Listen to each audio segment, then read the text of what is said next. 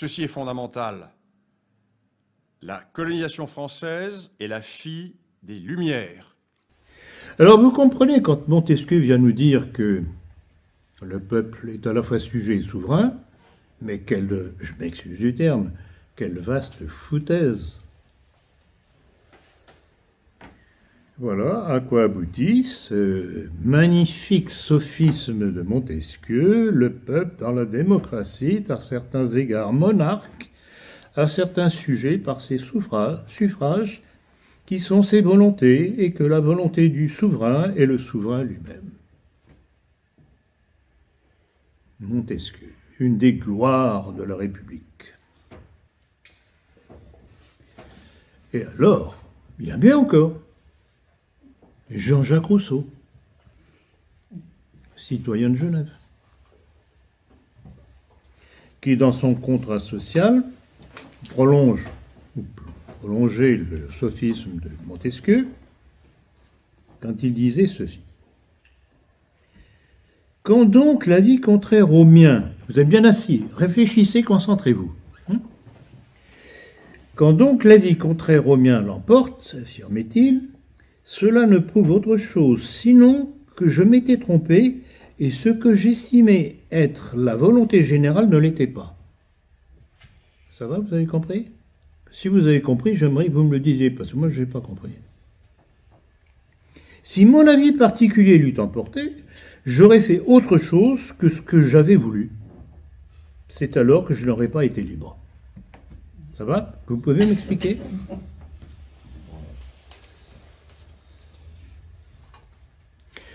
Est-ce que vous imaginez que c'est sur excusez-moi du terme, des conneries pareilles que des générations de bons républicains font vivre la France? Ou périr la France? Et le plus beau, c'est que c'est ce même Jean-Jacques Rousseau qui, dans son même livre, Le Contrat social, un peu plus loin, va dire « S'il existait un peuple de Dieu, il se gouvernerait démocratiquement. Un gouvernement si parfait ne convient pas à des hommes. » Au moins, là c'était clair, et là on comprend. Non, mais vous vous rendez compte les contradictions internes de ce système démocratique. Est-ce que vous réalisez? Est-ce que vous ne croyez pas que quand vous avez des personnes autour de vous qui ne veulent pas vous croire, si vous leur mettez ces textes sous le nez en disant, voilà, tu m'expliques? Tu m'expliques? Quoi, tu peux pas expliquer? Pourquoi? C'est pas explicable? Ben voilà. C'est sur ce genre de conneries que vit la France depuis 1789.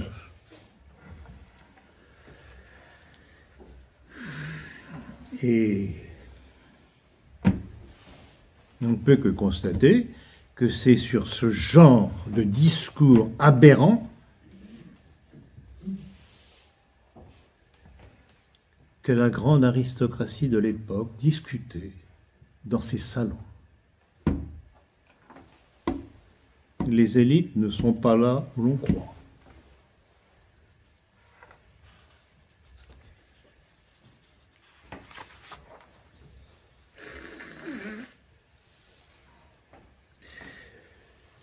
Donc, je pense que vous aurez compris, au travers de ces deux citations de Montesquieu et de Rousseau, ils ne se rendent pas compte, mais c'est la condamnation de cette démocratie inorganique née en 1789. Ça montre son inviabilité. C'est une escroquerie du système corporatif qui ne profite qu'à ceux qui le manipulent. De telle sorte que les sociétés n'existent plus à proprement parler. Il n'existe plus que des individus.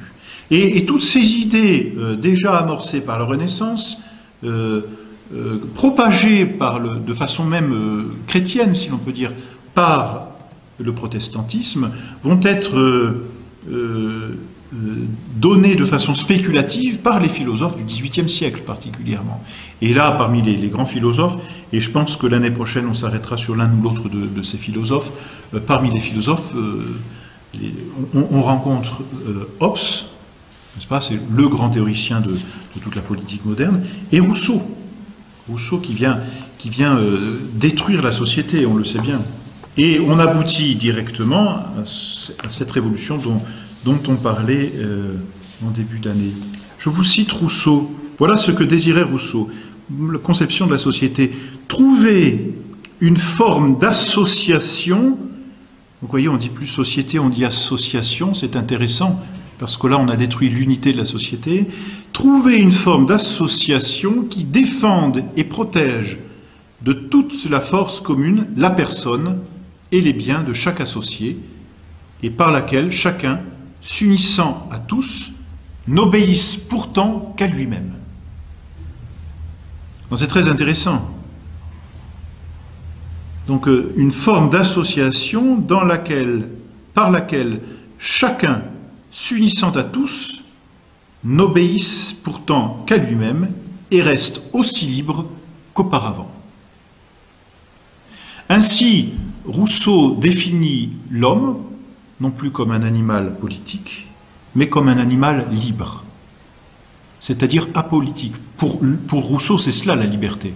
Ma liberté s'arrête là où commence celle des autres, n'est-ce pas, ce slogan que l'on connaît bien, qui définit, si l'on peut dire, l'existentialisme moderne et du XXe siècle, n'en est qu'une conséquence, c'est-à-dire que la liberté telle qu'elle est conçue désormais enferme l'homme dans un vase clos. Quand il dit « je suis libre » aujourd'hui, il dit « je suis autonome », ça ne veut pas dire autre chose. À autonomos, c'est « je suis à moi-même ma propre loi » et je n'ai plus besoin de vivre dans une société. Je n'ai plus besoin de trouver une loi qui soit supérieure. Je trouve en moi ma loi. Alors on s'associe pour se défendre l'un l'autre, pour protéger nos biens que l'on va mettre en commun peut-être, mais on respecte la liberté. Et ça, Dieu sait si on l'entend aujourd'hui, cette conception de la liberté. Donc la solution, vous voyez, du problème de Rousseau implique nécessairement que l'homme soit d'abord et fondamentalement libre, avec cette nouvelle définition de la liberté qui fait de l'homme un vase clos, et comme replié sur lui-même. Et il n'est pas anodin de voir qu'aujourd'hui les hommes sont entièrement incurvés sur eux-mêmes. Cette espèce de prise de conscience dont on parle tant aujourd'hui n'est que ce recroquevillement de l'homme sur lui-même, parce qu'avec cette nouvelle définition de la liberté et donc cette destruction de la société, l'homme n'est plus donné à l'autre, l'homme n'est plus donné au bien commun, l'homme n'est plus unifié par une fin commune, l'homme n'est plus unifié par une structure sociale, enfin politique. L'homme est renfermé sur lui-même. Et à force de se renfermer sur lui-même, il se recroqueville. Et comme il ne peut pas trouver en lui tout le bonheur, parce qu'il ne peut pas se donner le bonheur, il devient triste. Donc, fondamentalement, la liberté. Et cette liberté, nous l'avons tous, et chacun. De telle sorte que, comme nous avons tous la liberté, et que nous sommes des individus autonomes, cette liberté engendre nécessairement une égalité. Égalité qui est une rupture l'un de l'autre, n'est-ce pas? Encore une fois, la même chose. Nous sommes autant de vases clos, si l'on peut dire repliés sur nous-mêmes, qui se côtoient, mais qui n'existent plus dans une société. Par contre, ils doivent se côtoyer pour se défendre l'un l'autre, et donc entretenir entre eux une certaine fraternité. Mais vous comprenez que liberté, égalité et fraternité, vues ainsi, et déjà amorcées par Rousseau, ont leur principe ici dans le mot liberté, et dans une liberté mal comprise. Et donc sont tout autant destructeurs de la société. On pourrait concevoir dans une société dans laquelle il y ait une véritable liberté, c'est-à-dire la capacité de pratiquer la vertu. Une société dans laquelle il y ait une égalité, c'est impossible.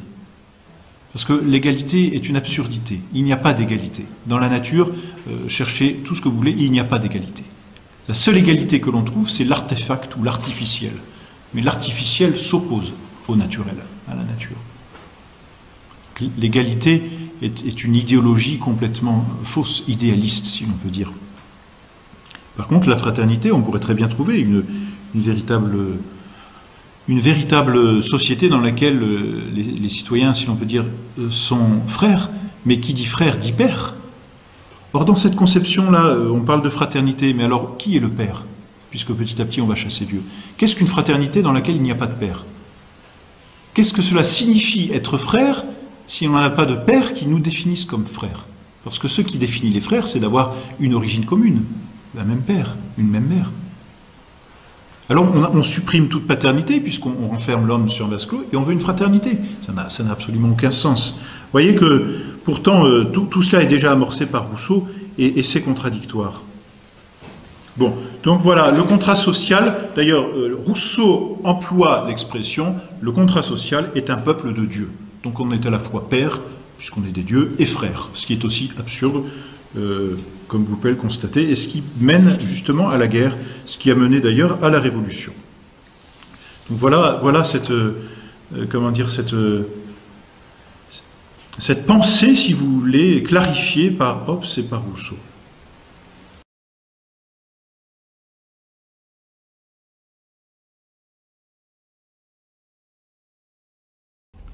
Et autre conséquence, dit Monseigneur, l'illégitimité de tout régime qui n'a pas pour base la souveraineté populaire ou dont les gouvernants assurent recevoir leur pouvoir de Dieu. Et vous connaissez toutes les guerres qu'il y a eu, contre l'Espagne catholique par exemple, contre l'Autriche, c'est la Première Guerre mondiale, c'est la destruction, on la regarde nous souvent de façon, je dirais, comme le conflit entre l'Allemagne et la France, enfin entre ces deux blocs, mais c'est la destruction de la dernière monarchie chrétienne. Il reste encore l'Espagne après, mais de l'Autriche. On détruit tout cela.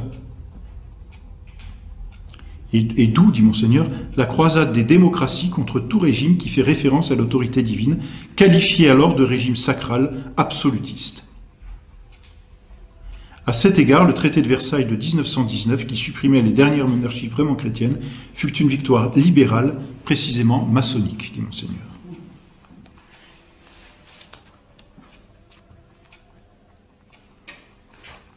Vous voyez, c'est très intéressant de voir comment Monseigneur, à partir de ces idées finalement philosophiques, et puis d'une explicitation de ce qu'est le libéralisme, comme cette indépendance dans tous les domaines possibles, aboutit nécessairement à cette démocratie que l'on vit aujourd'hui, où l'individu est roi, où le peuple est roi.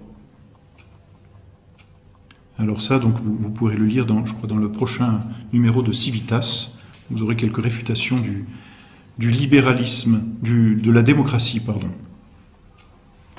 Mais alors, la démocratie, que prône-t-elle ensuite? Alors, cette démocratie-là, c'est-à-dire cette idéologie, comme dit Monseigneur, démocratique, pas le régime démocratique tel que l'entend Aristote, mais cette idéologie démocratique où le peuple, où l'individu, finalement, est souverain. Il n'y a pas d'autre souveraineté. Ceci est fondamental. La colonisation française est la fille des Lumières. Parce qu'effectivement, il faut revenir à nos racines, mais nos racines, ce n'est pas les droits de l'homme. Les droits de l'homme, c'est une greffe qui a été mise au forceps en décapitant le roi et en installant la terreur, en faisant le génocide vendéen et en déclarant la guerre à toute l'Europe et en massacrant l'Europe. Ces références qui, pour moi, sont des références mortifères, c'est-à-dire ces références universalistes, de droits de l'hommesque, ces références qui sont des références totalement européocentrées et que nous avons voulu plaquer sur le monde entier, tout ça est en train de sauter. Alors, il va y avoir un vide, une période d'anarchie intellectuelle, c'est clair, mais dans l'histoire, après les périodes d'anarchie, il y a toujours des périodes de reconstruction, et ceci est en train de s'amorcer tout doucement. Et je crois que ça va prendre du temps, mais je crois que nous sortons d'une époque. Oui, nous sortons de l'époque des Lumières. Nous sortons de l'époque des Lumières, contrairement aux grandes références qui sont faites tous les jours par nos autorités, et nous entrons dans autre chose. Dans quoi? Je ne sais pas, mais nous sortons déjà de cela. Ce qui est un très bon point pour moi. Oui, alors juste un mot, Bernard Leguin, je trouve que vous jetez un peu vite le bébé des Lumières avec l'eau du bain. Parce que quand même, vous dites ça, universaliste, pas bien, tout ça. Est-ce que vous ne le renversez pas? Est-ce que vous ne tombez pas dans un autre excès? Puisque au nom de quoi aujourd'hui des peuples entiers, et vous le savez très bien, ont aspiré à la liberté? Je parle même pas des printemps arabes. Mais regardez toutes ces femmes en Iran qui rejettent le voile. Elle rejette le voile non pas au nom, parce que dire le respect des cultures, etc., est-ce que ce n'est pas quand même par hasard, on dit oui, mais nous, on est bien dans la démocratie, dans la liberté, etc. Et puis vous avez d'autres traditions, et puis vous vous laissez quand même, voilà, et de ces autres traditions, pardon, c'est justement l'esclavage, l'asservissement des femmes, la ségrégation, etc. Est-ce qu'on n'est pas un tout petit peu là, ce que vous appelez de vos voeux, est-ce que ce ne serait pas un certain confort occidental qu'on a perdu, certes, mais est-ce qu'on n'a pas apporté des choses de ce point de vue-là aux gens qui disent, écoutez, on n'a pas du tout envie de vivre comme il y a 1000 ans ou comme 700 ans, etc. Alors, il y a plusieurs choses. Effectivement, nous avons apporté énormément de choses. Déjà, nous avons apporté la médecine. Quand vous pensez qu'un pays comme l'Algérie avait 1 million d'habitants et un peu moins quand nous sommes arrivés, et aujourd'hui l'Algérie a 47 millions d'habitants. L'Afrique avait moins de 100 millions d'habitants en 1900, bientôt va avoir 2 milliards. Donc nous avons apporté énormément de choses. Il ne faut surtout pas jeter le bébé avec l'eau du bain, c'est évident. Mais en plus de cela, ou à côté de cela, nous avons apporté une idéologie qui est une idéologie universaliste qui ne s'applique pas. Pourquoi ? Parce que nous sommes des individualistes. Nous ne l'avons pas toujours été. Nous sommes des individualistes à la suite des diverses révolutions. La révolution de la Réforme, le XVIIIe siècle, la Révolution française, etc. Donc nous sommes devenus des individualistes. Et nos sociétés sont basées sur l'individu. Or, en dehors de l'Europe, les sociétés sont communautaires. Et comme elles sont communautaires, nos règles de fonctionnement individualistes ne s'appliquent pas. Regardez en Afrique, chaque fois qu'il y a une élection, c'est un sondage ethnique grandeur nature. Chaque fois qu'il y a une élection, c'est l'anarchie. Le discours de la Baule de François Mitterrand a provoqué l'anarchie. Jusqu'au discours de la Baule, la coopération française essayait, par le colbertisme, de créer des États. Et du jour au lendemain, avec le discours de la Baule, Mitterrand a dit non, maintenant c'est le suffrage universel, c'est la démocratie, c'est le multipartisme. Multipartisme ethnique. Sondage ethnique, anarchie, etc. Donc, ce que je dis, il y a deux choses. Je ne condamne pas la colonisation dans le sens de ses réalisations.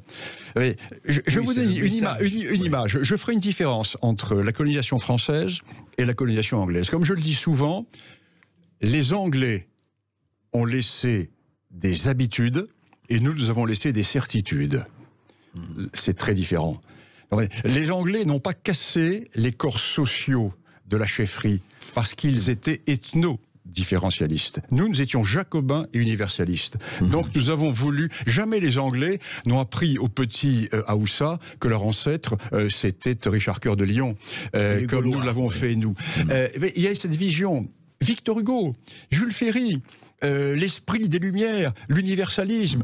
La France ne peut pas rester elle seule avec la possession de ces tables de la loi démocratique qui lui sont tombées du ciel. La générosité de la France, c'est de les donner au monde et de se fondre dans cet universalisme. Victor Hugo le dit, la France sera grande le jour où elle sera fondue dans l'universalisme. Alors, première partie, si je puis dire, donc le Gestell, le raisonnement utilitaire. Bon, pour Heidegger, Heidegger veut dire par là, le mot Gestell c'est un mot allemand, je l'utilise parce que c'est vrai que la traduction en français est difficile, on ne peut pas traduire ça par un seul mot. Donc on dit l'arraisonnement utilitaire, ça c'est ce que les académiciens français ont trouvé, les professeurs de faculté, ça veut dire que l'homme est entraîné presque malgré lui par un mouvement brutal et autoritaire vers l'utilitarisme. Il n'y a que les choses utiles qui sont importantes et tout le reste va être petit à petit abandonné. Donc c'est une des tendances de notre société. Et si la société devient totalement utilitariste, ben, l'homme lui-même, il doit être utile. C'est-à-dire qu'il va servir de matière première à l'économie, de matière première à la technique, et on va vouloir donc qu'il ait les qualités des matières premières. C'est-à-dire que les hommes aient le moins de personnalité possible, le moins de racines possible, de telle façon que les hommes puissent être interchangeables en quelque sorte, puissent être déplacés d'un endroit à l'autre sans aucun problème, avec des migrations, des choses comme ça. Et pour que les hommes soient interchangeables, bien l'idéal c'est qu'ils soient complètement égaux. Comme des boulets de charbon sont égaux dans un stock de boulets de charbon, dit Heidegger. Donc il faut que les hommes se ressemblent le plus possible, et c'est la justification de l'égalitarisme. On veut que les hommes aient le moins de personnalité possible, le moins de racines possible, parce que ça pourrait gêner cette interchangeabilité qui est très utile pour l'économie. On doit pouvoir utiliser n'importe quelle personne à n'importe quel endroit, etc. De la façon qui soit la plus facile possible. Donc les racines sont gênantes, évidemment, si les gens commencent à être attachés à leur patrie, à leur famille, à toutes sortes de choses de genre, à leur religion. Ça empêche cette mobilité permanente. Il faut avoir un monde de nomades, en quelque sorte, pour que l'économie moderne puisse bien fonctionner. Donc c'est un raisonnement utilitaire. Alors pour Heidegger, il y a le monde. Il dit l'être humain ne se conçoit pas sans le monde dans lequel il fait partie, en quelque sorte. L'homme isolé, ça n'existe pas. C'est une vision là des philosophes du XVIIIe siècle.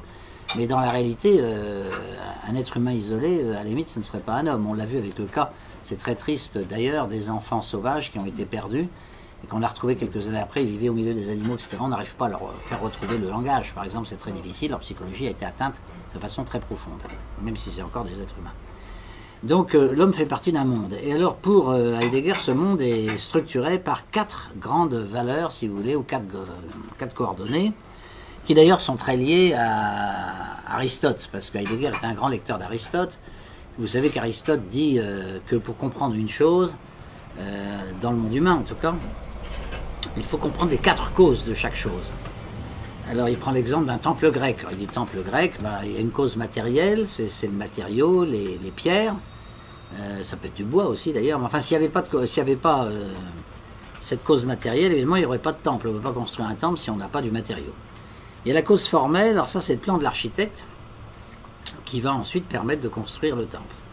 Il y a la cause efficiente, dit-il, ce sont les hommes qui sur le chantier construisent le temple. Et puis il y a la cause finale, qui d'une certaine façon est la plus importante, mais il faut qu'il y ait toujours les 4 causes. On ne peut pas avoir un objet à qui manquerait une des 4 causes. La cause finale, bah, c'est la religion grecque de l'époque. Évidemment, s'il n'y avait pas de religion, on n'aurait jamais construit de temple. Ça, c'est tout à fait clair. Donc, il faut les 4 causes. Et d'ailleurs, un des drames, je le dis tout de suite, je fais une petite parenthèse, mais un des drames du monde moderne sur le plan politique, c'est que les hommes politiques sont formés, notamment dans les écoles d'administration, s'intéressent à la cause matérielle. La cause matérielle, c'est le budget, en fait, si vous voulez, les finances. Ils s'intéressent à la cause formelle, c'est-à-dire le droit, c'est-à-dire les lois. Donc, on forme des juristes et des économistes. La cause efficiente sont les hommes. Alors ça, on n'en parle jamais. Il n'y a pas de formation ni de culture générale, ni d'histoire, ni, à plus forte raison, d'anthropologie à l'École nationale d'administration. On fait comme si tous les hommes étaient exactement tous pareils, bon, ce qui n'est pas le cas. Donc après, évidemment, on a des difficultés. Et puis, il reste la cause finale. La cause finale, on s'interdit d'en parler dans les écoles d'administration parce que ce serait toucher très vite au domaine religieux et on veut être laïque. Bon. Alors, lorsque vous éliminez 2 des 4 causes, vous ne pouvez pas comprendre un problème, évidemment. Pour comprendre un problème, il faudrait pouvoir utiliser 4 causes d'Aristote. Alors, les 4 causes d'Aristote ont été un peu transformées par Heidegger, qui dit que l'homme vit au milieu donc, de 4 grandes valeurs, ou de 4 pôles, en quelque sorte, qui sont alors la terre, le ciel, il dit, les autres hommes et la divinité. Alors, la terre, bah, sont les racines, enfin, il faut l'entendre dans un sens plus vaste, mais enfin, c'est vrai qu'on a les pieds sur terre quand on vit. Hein. Le ciel, on l'a effectivement au-dessus de sa tête. Alors, le ciel, pour lui, ce sont les idées, les idéaux, le temps qui passe aussi. Les hommes, alors il les appelle les mortels parce que la caractéristique d'un être humain pour Heidegger, c'est avant tout d'être un mortel, car cette mort, il en est conscient, il sait qu'il ne pourra pas y échapper. L'animal n'en est pas très conscient, c'est une des grandes différences qu'il y a entre l'homme et l'animal. Et puis la divinité, parce que pour Heidegger, cette divinité, je dirais en quelque sorte inévitable, même si vous ne croyez pas en Dieu, c'est presque une façon d'avoir une attitude envers lui, si je puis dire. Donc, de toute façon, pour lui, ça fait partie des 4 pôles qui structurent la vie d'un homme normal, si je puis dire. Et alors ces 4 pôles sont complètement démantelés par le Gestell, par cette société utilitaire, c'est-à-dire que Dieu est remplacé par l'ego, par le moi. C'est-à-dire que le moi devient un Dieu. Et alors, comme le moi, il a toutes les imperfections que vous pouvez imaginer, évidemment, ça a des tas de conséquences, et notamment le fait de faire de son moi un Dieu, c'est le péché d'orgueil, c'est le pire de tous, effectivement, parce qu'à partir du moment où on se prend pour un Dieu, effectivement, on se croit permis de faire n'importe quoi, et à ce moment-là, il ne faut pas s'étonner qu'il y ait des guerres mondiales, qu'il y ait des catastrophes de toutes sortes qui s'abattent sur l'humanité. Donc Dieu est remplacé par l'ego. Les valeurs idéales, si je puis dire, qu'on pourrait synthétiser autour de l'idée du sens de l'honneur, sont remplacées par l'argent. L'argent, c'est la valeur suprême dans la société occidentale aujourd'hui. On le voit bien à toutes sortes de petits indices. Par exemple, c'est la seule le seul critère autorisé par la loi de discrimination entre les hommes, l'argent. L'argent fait exception à... on ne peut pas, si vous commencez à faire un club en disant seuls les Français seront membres du club, vous pouvez le faire, sans doute, la loi ne vous l'interdit pas, mais ce sera très mal vu si la presse s'empare de ça, bien sûr. Si vous faites des clubs où il n'y a que des hommes, que des femmes, que des gens de telle ou telle race ou telle religion, ce sera toujours très très mal vu. Dans certains cas, ça pourrait même être condamné. Mais si vous faites un club en disant je prends dans mon club uniquement des gens qui gagnent plus d'1 million d'euros par mois, ça, il n'y a aucun problème. Hein. Au contraire. Donc on voit bien là que l'argent est c'est le critère de discrimination parce que c'est l'idéal suprême. Et vous retrouvez cette idée de l'idéal suprême de l'argent, de Mammon, du veau d'or, qu'on trouve dans la Bible aussi. Vous le trouvez dans une statue extrêmement célèbre, que tout le monde en général s'accorde à louer, qui est une statue faite par un Français, malheureusement, qui était Bartholdi, la statue de la liberté qui est dans le port de New York. La statue de la liberté, il y a beaucoup de choses à dire dessus, je trouve, parce que c'est une statue maçonnique en réalité. Ceux qui l'ont construite en faisaient partie, puis les Américains aussi. Ça s'est fait avec l'aide de la maçonnerie américaine. La statue de la liberté, c'est une statue qui d'abord a été inaugurée dans des conditions assez étranges dont personne ne parle jamais. Mais vous savez que cette statue est sur une île, donc pour y aller il faut prendre le bateau, et quand elle a été inaugurée par le président Cleveland, eh bien n'avaient accès sur l'île que les Blancs. Les Noirs américains étaient totalement exclus, interdiction absolue d'aller sur cette île, et les femmes, interdiction absolue aussi. Donc, statue de la liberté sans doute, mais pas pour tout le monde apparemment. Bizarre hein, pour un pays qui se réclame comme étant le modèle indépassable des valeurs humaines. Cette statue de la liberté, sur son socle, il y a un poème d'Emma Lazarus, qui était un poète sioniste, qui dit en substance à peu près, je n'ai pas les vers sous les yeux, là, mais encore qui sont dans mon livre bien sûr, elle dit en substance, elle dit toutes les foules misérables du monde entier, venez donc à moi, venez aux États-Unis, autrement dit, parce que vous y trouverez la liberté qui vous permettra de gagner de l'argent. Et elle dit, mon flambeau, mon flambeau éclaire la porte d'or. Donc c'est bien l'or qui est considéré comme le but ultime de l'humanité. Et en même temps d'ailleurs, ce poème, je dirais, égratigne au passage la civilisation européenne, puisque à un moment, Emma Lazarus fait dire dans son poème que il faut totalement mépriser les fastes et les richesses de l'ancien monde, tout ce qui est ancien, traditionnel, etc., même si c'est brillant et fastueux. C'est pas ça qui m'intéresse. Moi, ce qui m'intéresse, c'est les gens qui n'ont rien, qui n'ont pas de racines. Et ces gens qui n'ont pas de racines, eh bien, je vais les éclairer pour qu'ils puissent faire la chasse à l'or, en quelque sorte. C'est toute une philosophie qui est là-dedans, si vous voulez, mais qui est profondément matérialiste. Et habituellement, j'ai pris l'habitude d'opposer cette statue de la liberté, qui est très figée, en plus, et qui est glaciale, si vous regardez son visage. Je l'oppose volontiers à une statue qui se trouve à Volgograd, autrefois Stalingrad, qui a été bâtie après la guerre pour fêter la victoire russe sur le nazisme, qui s'appelle La Mère Patrie appelle. Et c'est une très belle statue, je ne l'ai pas là en photo malheureusement, sinon je vous l'aurais montré. C'est une statue où on voit une femme avec une épée dans une main, qui brandit une épée et qui appelle ses enfants à la défendre. C'est-à-dire, autrement dit, à se sacrifier. Donc c'est exactement le contraire de la statue de la liberté. C'est l'idée de sacrifice, l'idée de patriotisme, l'idée de racine. C'est vraiment tout à fait l'inverse, quoi. Et c'est pas l'idée qu'on va acquérir de l'argent, qu'on va se goinfrer en quelque sorte. Au contraire, c'est qu'on est prêt à mourir pour sauver sa patrie, pour sauver sa mère en quelque sorte. C'est l'idée que la patrie est une mère. Idée qui est très chère aux Russes, mais enfin qu'on trouve aussi en France, puisque en France il y avait une belle chanson d'ailleurs, qui a été l'hymne de la République française, mais ça n'a pas duré. Hein. C'était uniquement en 48, pendant 2-3 ans. Il n'y a pas eu la Marseillaise. Je ne sais pas pourquoi, à l'époque, les gens ont trouvé que la Marseillaise, c'est vrai qu'il y a beaucoup à dire sur les paroles de la Marseillaise. Et donc, il y a une autre chanson que mon père aimait bien, parce que mon père était officier de marine et il me l'a chantée quand j'étais petit, qui dit, le refrain, c'est mourir pour la patrie, c'est le sort le plus beau, le plus digne d'envie. Et le premier couplet dit, à l'appel du canon d'alarme, le soldat, je ne sais plus, enfin le soldat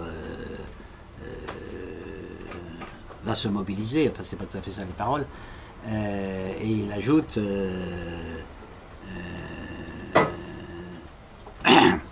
allons, dit le soldat, aux armes, c'est ma mère, je la défends. Donc c'est cette idée justement de la mère patrie. C'est ma mère, je la défends. Donc des valeurs charnelles, si vous voulez, qu'on peut opposer aux valeurs abstraites qui sont celles de la statue de la liberté. Alors je disais donc, oui, donc les 4 valeurs, Dieu, l'honneur, la personne humaine et les racines, sont remplacées dans le Gestell par 4 idoles, si on peut dire, qui sont l'ego, donc l'idolâtrie de l'ego. L'idolâtrie de l'ego va être mise en forme juridique à travers la Déclaration des droits de l'homme. Les droits de l'homme, c'est les droits de l'ego, y compris des caprices les plus fous. Ce qui fait que c'est au nom des droits de l'homme qu'on va vous dire qu'il faut marier les homosexuels, c'est au nom des droits de l'homme qu'on a le droit de faire, je ne sais pas, de la gestation pour autrui, etc. On trouvera toujours cet argument des droits de l'homme derrière tous les caprices de l'ego. Et comme l'ego, il est souvent partiellement pervers, bah évidemment, ça peut donner des résultats. Et on l'a vu d'ailleurs dans la jurisprudence de la Cour suprême américaine, parce que ça, c'est un arrêt que j'aime bien citer, parce qu'il n'est pas très connu. L'arrêt de Dred Scott, c'est un arrêt du 19e siècle, où la Cour suprême, vous allez voir ce qu'elle fait avec les droits de l'homme. À cette époque-là, c'est donc un peu avant la guerre de sécession, le sud des États-Unis pratique l'esclavage et le nord des États-Unis ne le pratique pas. Et puis il y a un État qui est entre les deux qui s'appelle le Missouri, et le Parlement du Missouri brusquement décide d'abolir l'esclavage. Et à ce moment-là, bien, les esclaves évidemment se libèrent, et les propriétaires d'esclaves sont furieux, et ils vont aller devant les tribunaux en disant qu'on les a privés de leurs biens. Et ça remonte jusqu'à la Cour suprême, et la Cour suprême tranche en définitive. Vous allez voir comment elle a tranché. La Cour suprême, dans son arrêt Dred Scott contre Ferguson, déclare un parlement d'un État, en l'occurrence le Missouri, n'a absolument pas le droit de se permettre de détruire l'esclavage, parce que l'esclavage fait partie des droits de l'homme. Ça peut vous paraître bizarre, mais oui, parce que dans le Bill of Rights, qui est accroché à la Constitution américaine, il y a la liste des droits de l'homme dans le Bill of Rights. Dans ce Bill of Rights, il y a marqué que tous ces droits sont absolus. Il n'y a pas la moindre nuance, ils doivent être appliqués de façon absolue. Et il y a dedans le droit de propriété. Et la Cour suprême dit que le droit de propriété est absolu, c'est bien marqué dans notre déclaration. Donc la propriété des propriétaires d'esclaves sur leurs esclaves, elle est absolue. Et donc si on commence à supprimer l'esclavage, on leur enlève leur propriété, donc on viole les droits de l'homme. Donc c'est pour vous dire, ça c'est la perversité humaine, hein, si vous voulez. Donc cette idée de mettre l'ego avant Dieu débouche sur ce genre de choses.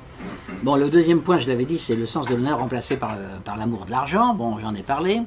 Le troisième point, c'est la personne humaine va être remplacée par les masses. On aura le culte des masses. Tout ce qui est la masse, la quantité, etc. Est apprécié. Par contre, la qualité de l'individu, de la personne humaine va être au contraire piétinée, méprisée, etc. On va dire que c'est de l'élitisme, de l'aristocratisme, tout ce que vous voudrez. Mais enfin, en tout cas, que c'est pas démocratique. Et puis, la quatrième idole, bah, c'est la technique. La technique se donne le droit de nous arracher à toutes nos racines. Et bien évidemment, quand on dit qu'il y a 4 idoles dans le monde moderne, qui sont l'ego, qui sont l'argent, les masses, c'est la technique, ça ne veut pas dire, il ne faut pas en tirer la conclusion, qu'il faut détruire son ego. C'est normal qu'on ait un ego, hein, bien sûr, mais ça ne veut pas dire non plus qu'il puisse faire n'importe quoi, mais enfin c'est normal qu'on en ait un. L'argent, ça ne veut pas dire qu'on veut supprimer l'argent, hein, comme l'ont voulu certains communistes. Il ne s'agit pas de supprimer l'argent, bien sûr que l'argent est utile. Les masses, bah, elles existent, elles consomment, il faut bien une économie pour nourrir les gens, etc. Donc il ne s'agit pas aussi de vouloir détruire les masses. Et la technique, elle rend des services, bien évidemment. Donc les 4 choses ne sont pas intrinsèquement mauvaises, c'est l'homme qui les rend mauvaises par ses péchés, je dirais. Et donc ces 4 choses ne sont pas intrinsèquement mauvaises, mais elles deviennent des idoles. Et dès lors qu'elles deviennent des idoles, là elles deviennent pour le coup extrêmement mauvaises, et d'où la perversion de la société dans laquelle on est. Alors d'où vient ce fameux Gestell? Comment on en est arrivé là finalement? Pourquoi le monde a dérivé de cette façon-là? Alors d'abord, oui, une petite précision, pour Heidegger, il y a 3 formes de Gestell au XXe siècle. La première, c'est le communisme, parce que le communisme, si vous regardez bien, il idolâtre les masses, il idolâtre la technique, ça c'est tout à fait clair. Alors il n'idolâtre pas l'argent privé, c'est vrai, mais il idolâtre bien sûr, je dirais, la finance de l'État, et puis il idolâtre l'ego aussi, puisque ça va jusqu'au culte de la personnalité, on va même jusqu'à momifier Lénine. Donc il dit, la première forme de Gestell, c'est le communisme. La deuxième forme de Gestell, c'est le nazisme. Et la troisième forme de Gestell, bah, c'est la démocratie occidentale de type américain. Et là, évidemment, ça a valu à Heidegger beaucoup d'ennuis, parce que comment vous comparez Hitler et Staline avec les États-Unis, c'est une honte, etc. Il dit non, non, politiquement, c'est très différent. Je sais très bien que les États-Unis, c'est différent du Troisième Reich et que c'est différent du RSS. Politiquement, c'est très différent. Mais métaphysiquement, c'est la même chose. C'est la même chose parce que derrière, si vous remontez aux valeurs ultimes, finalement, c'est les mêmes valeurs qu'on retrouve dans tous les cas. La volonté de puissance, sans limite, sans respect d'un divin quelconque. Les masses, n'est-ce pas? La technique, c'est bien ça. Hein. Et on retrouve ça donc partout. Et la thèse d'Heidegger, c'est donc, à travers ces 3 variantes, donc le Gestell de perdre son essence même. C'est-à-dire l'homme risque de perdre son humanité, en quelque sorte, en devenant simplement un outil pour le système économique et technique. Alors, d'où ça vient? Alors ça vient évidemment de la philosophie des Lumières, essentiellement. Ça vient de la philosophie des Lumières, et d'ailleurs c'est ce qu'ont pensé au XIXe siècle un certain nombre de philosophes russes notamment. Je pense à Nicolas Berdyaev par exemple, qui a fait cette critique, enfin tous les philosophes qu'on appelle slavophiles, etc., notamment critiquaient l'Occident en disant que c'était l'Occident qui amenait la disparition de la religion, qui amenait le culte du fric, le culte de la masse et de la technique. Et Dostoïevski dit exactement ça aussi, hein. Il dit cela aussi, et il pense d'ailleurs que ça conduira à une révolution où le sang coulera par fleuve entier, dit Dostoïevski, donc il est assez prophète de ce qui est arrivé. Donc ces lumières sont nées en Occident, et elles ont 3 défauts majeurs, je dirais. D'abord, c'est que la raison critique qui est appliquée à tout ce qui existe, et notamment à toutes les traditions, affaiblit les traditions parce que les traditions ne sont pas toujours justifiables en termes de raisons utilitaires individuelles. Par exemple, on peut imaginer une société où la famille n'existerait pas. D'ailleurs, je connais, moi, un économiste français qui a imaginé cela. Alors, je ne sais pas jusqu'à quel point il était convaincu ou si c'était un jeu de l'esprit. Un économiste ultralibéral qui dit la famille, c'est contraire à la liberté et c'est contraire donc au libéralisme, puisque d'abord, le simple fait qu'il y ait un couple, l'homme et la femme, ça s'oppose à la liberté totale des échanges. Il faudrait que la liberté sexuelle soit absolue et que chacun choisisse qui il veut. Donc sinon c'est une atteinte à la liberté. Donc c'est un monopole, et le monopole en économie est toujours mauvais. Deuxièmement, les enfants, il y a des couples qui ont trop d'enfants, d'autres qui en ont pas assez. Il faudrait pouvoir échanger les enfants sur un marché. Et les enfants auraient un certain prix, etc. Et ce serait beaucoup mieux puisque les gens qui n'ont pas d'enfants en auraient, donc ils seraient satisfaits, et ceux qui ont trop d'enfants seraient contents de s'en débarrasser, donc ils seraient satisfaits aussi. Donc la satisfaction, vous voyez, augmenterait, parce qu'en économie, c'est ça. Ce qui compte, c'est la satisfaction du consommateur. Donc on arrive à des choses monstrueuses, c'est évident. Mais au nom de la raison, c'est toujours réfléchir, rationaliser. Donc la raison critique qui s'attaque à une tradition, souvent l'argumentaire strictement individualiste et utilitariste ne permet pas de défendre la tradition. Ne permet pas de défendre la famille, si on raisonne uniquement en termes d'utilitarisme individuel. À la limite, la famille devrait être détruite. C'était l'opinion d'un certain nombre d'utopistes socialistes, notamment sur 2-3 siècles. On pourrait prendre d'autres exemples de traditions où c'est la même chose, évidemment. Les Lumières critiquent tout, puisque les Lumières n'acceptent que l'utilitarisme et le bonheur de l'individu, ils ne comprendront jamais la notion de sacrifice. Se sacrifier pour la patrie, ça n'a aucun sens. Évidemment, si vous raisonnez en termes d'utilitarisme, mon intérêt, etc., bon, on compare l'intérêt et le coût. Le coût, si c'est la mort, il devient total, donc il ne faut surtout pas le faire. Donc, faut pas Et à ce moment-là, si personne ne défend plus la patrie, vous voyez bien les catastrophes que ça mène. Donc ce genre de calcul utilitariste, c'est faussement rationnel, et en fait, c'est destructeur des traditions. C'est le premier grand défaut des Lumières, et c'est ce qui a amené à la Révolution française, d'ailleurs. Parce que la Révolution française, c'était ça, c'était de dire il faut supprimer toutes les traditions et tout reconstruire à partir de la raison. Et tout reconstruire à partir de la raison, ça aboutit d'abord à une perte d'information, d'héritage considérable, parce que toute la sagesse des siècles disparaît dans ce cas-là, puisqu'on veut tout repartir à zéro. Et comme en général l'être humain est rebelle à cette construction artificielle, cette société artificielle qu'on veut lui imposer, quoi, finalement. Donc il faut le réprimer pour l'obliger à obéir, et on débouche très vite sur un régime de terreur. C'est pour ça que toute révolution a toujours une phase terroriste, effectivement, parce qu'il y a des gens qui s'opposent, donc il faut les tuer. Donc ça, c'est le premier grand défaut des Lumières, c'est que l'application de la raison critique à tout, et notamment à toutes les traditions, aboutit à vouloir faire une société artificielle, et pour maintenir cette société, on va mettre en place la terreur. Donc ça débouche sur la violence. Le deuxième critère, le deuxième grand défaut des Lumières, c'est que comme le nom l'indique, on dit les Lumières c'est très bien parce que c'est mieux que l'ignorance. Alors bien sûr, évidemment que c'est mieux que l'ignorance, c'est mieux que les ténèbres. Mais ce sont des lumières qui n'ont pas de chaleur. Ce sont des lumières froides, glacées. Ce sont les lumières du calcul mathématique, si vous voulez, c'est totalement froid et glacé. Hein. On peut tout à fait être parfaitement rationnel et être inhumain. Alors on peut prendre un exemple très facile d'ailleurs. Hein. Imaginons un jeune homme qui habite dans un immeuble, et il sait qu'au-dessus de lui habite une vieille dame qui a beaucoup d'argent. Et elle planque son argent sous son matelas. Il se trouve qu'il sait, parce qu'un jour elle lui a fait une confidence, je ne sais rien. Bon. Mais comme il est utilitariste et qu'il fait du calcul économique, n'est-ce pas, et qu'il n'y a aucune autre valeur pour lui, la religion ne compte pas, etc., et la morale se ramène à l'utilitarisme, il se dit, il faut que je fasse un crime parfait, je vais assassiner la vieille, et je vais lui piquer son fric. Si j'y arrive, je suis d'abord très intelligent, donc je suis fier de moi, et je vais être très riche. Donc je suis aussi fier de moi pour une deuxième raison. Je suis intelligent et je suis riche. Et moyennant quoi j'ai assassiné quelqu'un au passage. C'est un peu le thème d'ailleurs, c'est le thème d'ailleurs de ce livre extraordinaire qu'a fait Dostoïevski, Crime et Châtiment. Vous avez effectivement Raskolnikov qui se dit, il va assassiner une vieille usurière. Et il dit, je travaille pour l'humanité parce que l'usure c'est très mal. Donc quand je tue une usurière, je fais du bien à tout le monde. Oui, mais enfin, entre-temps, il a assassiné quelqu'un. Bon, mais il essaye de rationaliser ça et de le calculer. Donc ça veut dire une chose, c'est que le calcul humain poussé jusqu'au bout, même de façon très intelligente, s'il n'y a pas de sens moral derrière pour le freiner, ça débouche vite sur la barbarie. Et c'est tout le problème d'ailleurs du nazisme et du communisme aussi, qui se voulaient des idéologies scientifiques en disant, mais nous on fait que de la science, c'est tout, on n'a pas de préjugés, on fait de la science. Et au nom de la science, nous pensons qu'il faut faire telle guerre, massacrer tel peuple, etc. Ou telle classe. Donc ce sont des lumières sans chaleur, et dans une société dominée par les lumières, ce qui compte c'est de connaître les procédures. Donc ça devient une société juridique, effectivement. Ce qui devient très important, ce sont les procédures, les tribunaux, et connaître les procédures est considéré comme beaucoup plus important que connaître les hommes. Et là vous retombez encore sur le défaut de la classe politique occidentale, il n'y a pas que les énarques français. La classe politique occidentale, en général, c'est des juristes, c'est des gens qui connaissent bien les procédures, mais ne connaissent pas les hommes. Parce qu'ils n'ont pas fait de psychologie, ils n'ont pas fait d'anthropologie, en général ils sont athées, ensuite l'histoire ils ne connaissent pas, donc tout ce qui leur permettrait de mieux connaître la psychologie humaine, ils ne le connaissent pas. Par contre ils connaissent bien le droit. Mais le droit sans la psychologie humaine, ça fait toujours un mauvais gouvernement, hein, ça ne suffit pas pour faire un bon gouvernement.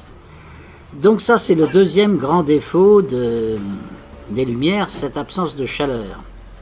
Troisième grand défaut, c'est que la philosophie des Lumières est une philosophie qui est tout ce qu'on voudra, mais sauf démocratique. Parce que l'idée, c'est que seuls ceux qui ont des Lumières ont bien sûr le droit de s'exprimer et de décider pour les autres.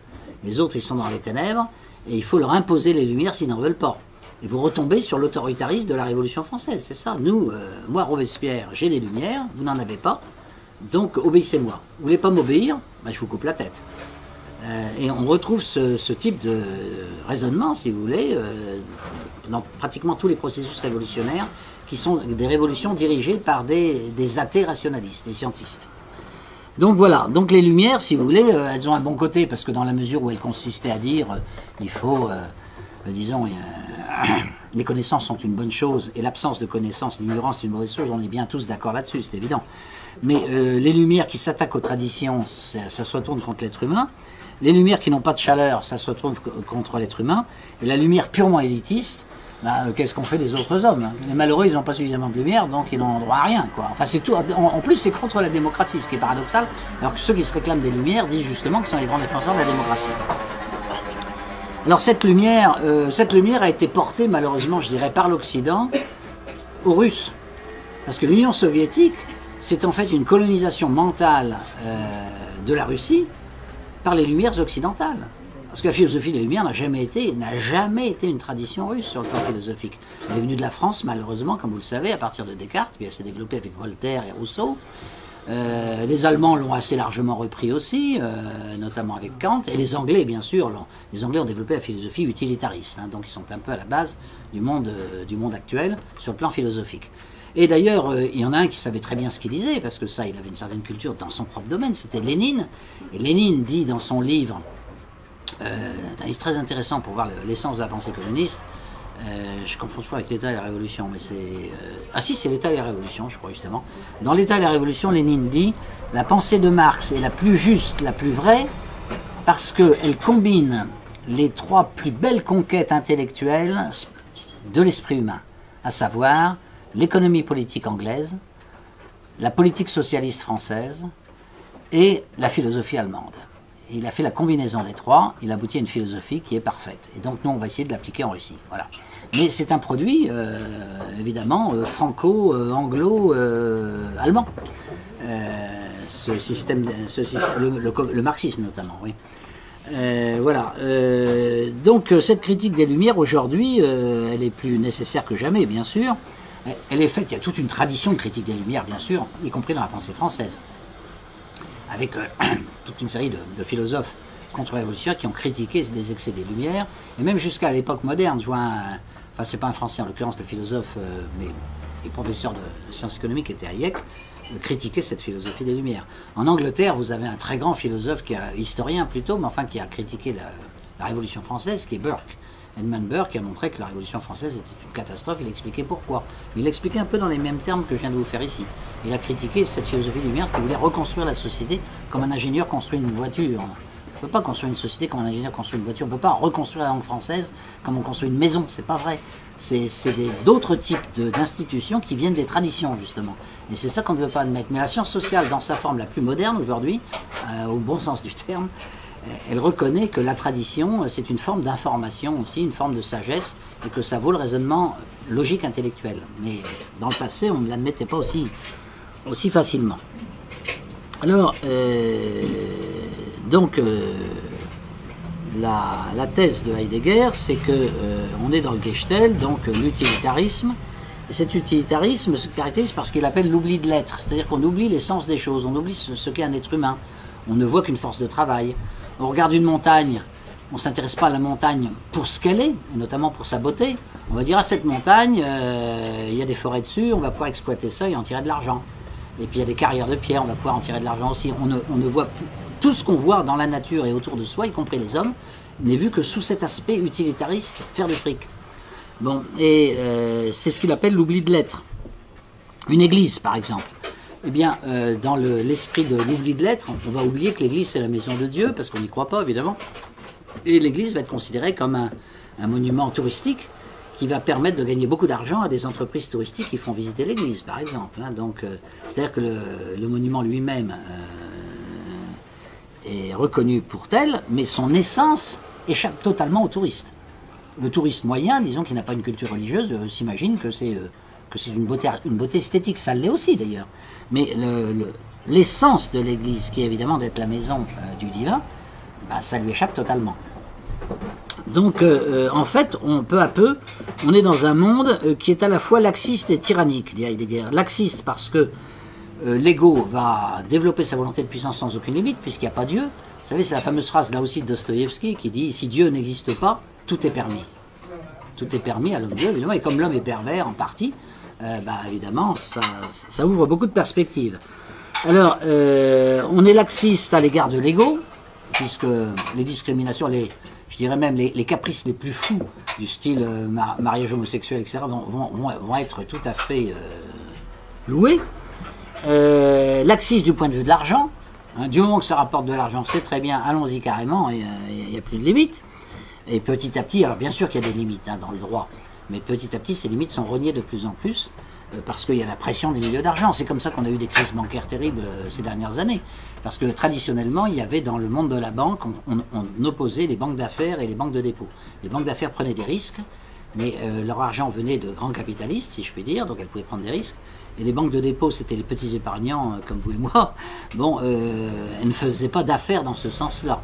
Elles pouvaient en faire de façon très limitée, etc. Parce qu'on ne voulait pas qu'elles prennent trop de risques, ça pouvait être dangereux pour les épargnants. Et puis ces dernières années, dans tous les pays occidentaux, on a supprimé cette distinction.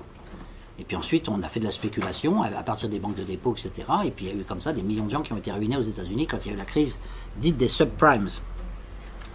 Laxiste, donc en matière de liberté de l'ego, laxiste en matière d'argent, laxisme en matière aussi de technique. Tout ce qui est technique doit être permis. Peu importe, tout est bien.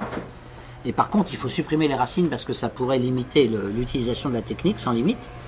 Et puis enfin, laxiste au niveau, je dirais, des personnes aussi et des masses. Et là, on retrouve cette mythologie, si vous voulez, des droits de l'homme qui finit par autoriser n'importe quoi. Alors, je prends le dernier arrêt de la Cour européenne des droits de l'homme, ce qui est tellement énorme que il crève les yeux, si je puis dire. Dernier arrêt de la Cour européenne des droits de l'homme, la France est condamnée. Bon, pourquoi? Parce que il y a des pirates en Somalie. Des pirates qui s'attaquent aux bateaux, et puis ils s'emparent des bateaux et de la cargaison, et ensuite ils vont la vendre ailleurs, etc. Et parfois ils tuent l'équipage. Bon. Pour lutter contre ces pirates, l'armée française a envoyé la marine nationale. Donc on a des bateaux de guerre qui sont là-bas. On n'est pas les seuls d'ailleurs. Et il se trouve qu'un de nos bateaux de guerre à capturer des pirates. Ils sont emparés de leur barque, enfin ils sont dans des barques généralement, mais ils sont armés évidemment. On a réussi à s'emparer d'eux, on les a mis à fond de cale, et puis ils sont restés là quelques jours, le temps que le bateau rejoigne un port. Dès que les pirates ont atteint le port, ils sont allés voir des avocats, et les avocats leur ont dit qu'ils avaient des droits à défendre, parce qu'il est marqué dans la Charte européenne des droits de l'homme que quelqu'un qui est arrêté par la police doit être, dans moins de 24 heures, transféré à un juge. Il doit pouvoir rencontrer un juge. Sinon, c'est une violation de ses droits. Alors évidemment, le type qui a rédigé ce texte dans la Convention européenne des droits de l'homme n'a pas pensé au bateau en pleine mer. Parce qu'un bateau en pleine mer, pour aller retrouver un juge sur la corne de l'Est de l'Afrique, il faut quand même quelques journées. Et alors, eh ben, ça n'a pas du tout, je dirais, entamé les certitudes toutes faites des juges de la Cour européenne des droits de l'homme qui ont jugé que la France était coupable, puisque ces pirates n'avaient pas pu être déférés au juge dans les 24 heures. Et nous sommes condamnés actuellement à verser 500 000 € à chaque pirate. Ce qui est quand même pas mal, sur les fonds des contribuables, hein, évidemment. Voilà le genre d'aberration auquel on arrive. Alors donc c'est laxiste. Le Gechtel, il est laxiste et il laisse la porte ouverte, disons, au crime et à la délinquance de façon... C'est pour ça que le crime et la délinquance se développent d'ailleurs, parce que, vous savez, le nombre de crimes et délits en France a quintuplé depuis mai 68. Alors qu'entre 1945 et 1968, ce chiffre était stable. Qu'est-ce qui s'est passé entre-temps? Mais il s'est passé la mise en place de ce Gechtel, de cette idéologie, de cette mentalité, de l'idée que la morale ne sert à rien, etc. Et on a le résultat que l'on devait avoir.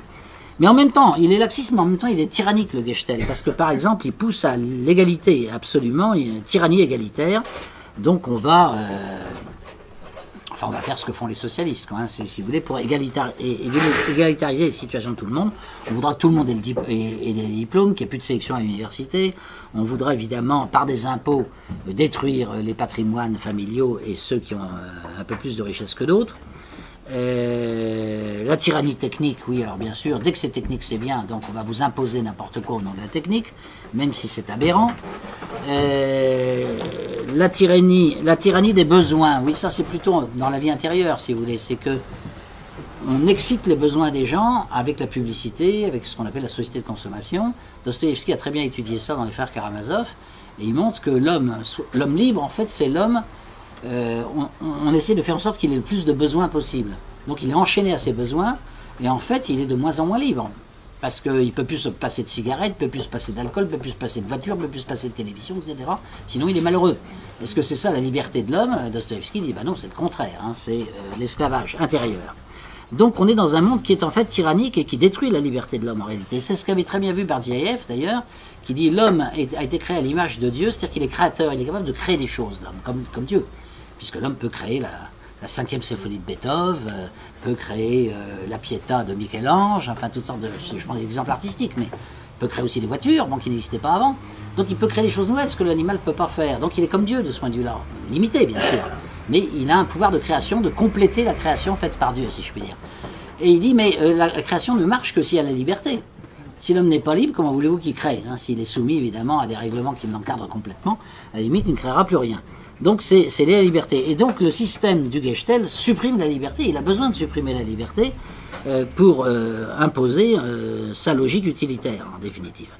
Et alors ce qui fait que ce système moderne, si vous voulez, l'immonde moderne, comme dit mon ami Mattei, il est à la fois laxiste et tyrannique. Et alors évidemment le côté laxiste, c'est ce qui lui permet de séduire les foules. En politique, on va être laxiste, on va supprimer la peine de mort, on va réduire les peines le plus possible, on va libérer les prisonniers des prisons, comme veut Mme Taubira. Je vais pris cet exemple, mais j'aurais pu en prendre d'autres.